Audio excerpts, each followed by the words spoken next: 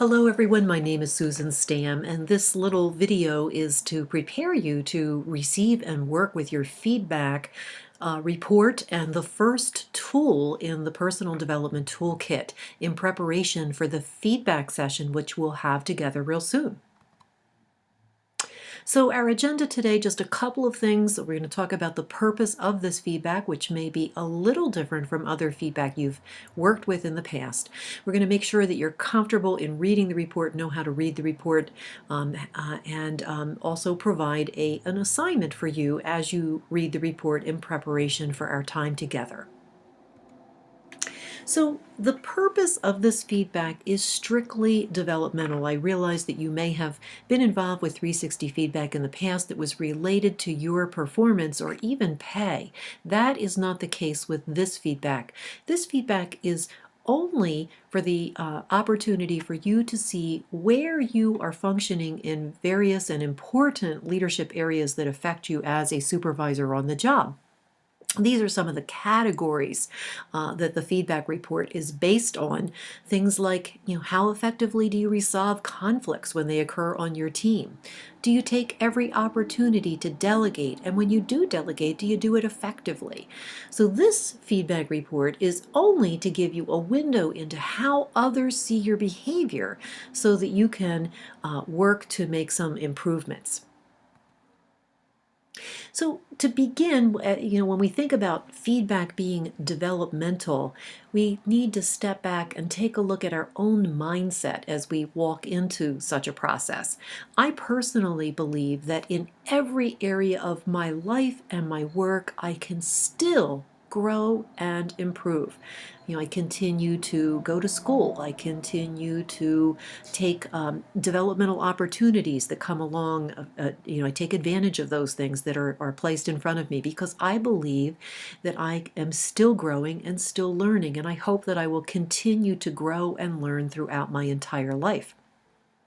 When people have a challenge with feedback, they receive 360 feedback and are challenged by it, very unhappy about the feedback, to me, that suggests that somewhere within them, they believe that perfection is something that's possible. And this is just not true. Throughout our lives, we are on a continuum. It's a journey. We can continue to grow. We can continue to become. Feedback is simply an opportunity for us to see where people see us on that path, so that we can use that information to continue on that journey and to continue to grow. So this process, once again, is only about development.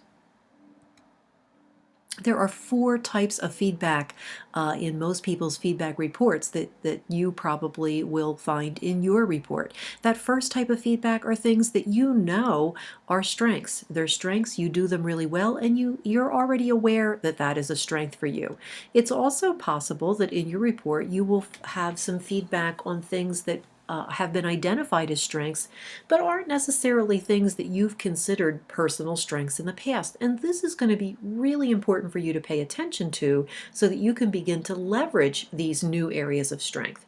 Then there will probably also be feedback in things that you are maybe not as effective as you'd like to be, but you're aware of that. Those are things that you're already aware and maybe are in progress and things that you are currently working on.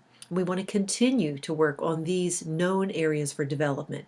And then finally, it's possible that folks may identify some things that you had not considered as developmental opportunities, but now they've been identified in your report.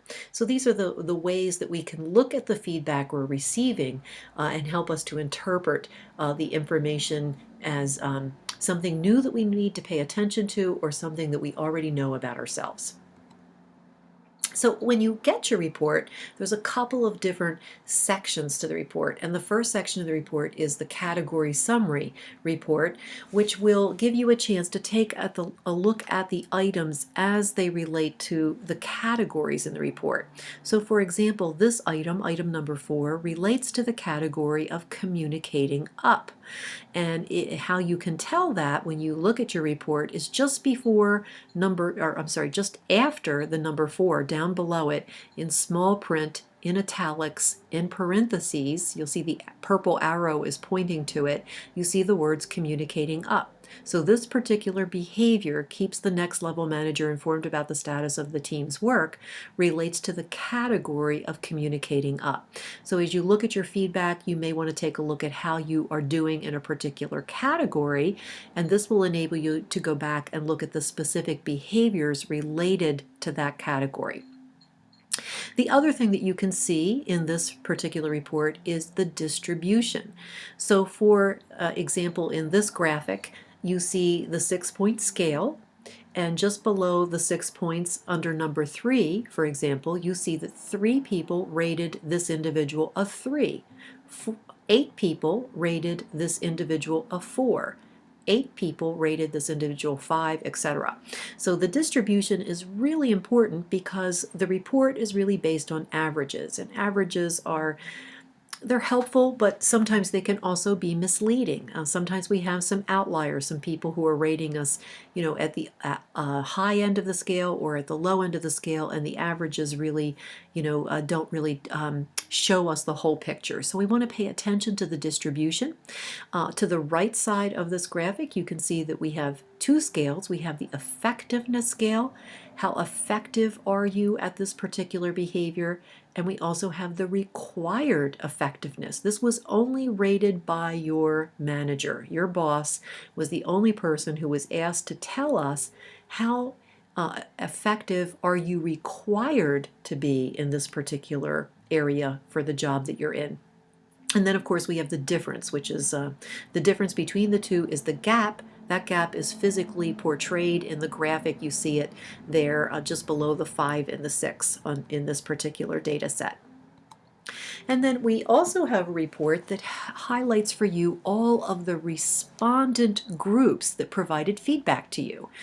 So if you look along the right-hand side to the right of the colored bars, you see that we have the average at the very top. This is the average of everyone except for you. You're not factored into the average. Then just below the average, you have your self-rating, and then we have the supervisor rating, and once again you notice the supervisor is the only person who rates you on the required effectiveness scale. Everyone else only rates you on the effectiveness scale. Below the supervisor we have your peers, next is your direct reports, and at the very bottom is other. And then you can see the sort of graphic portrayal with the bar, how far out those correspond to the actual numbers that you see on the effectiveness scale.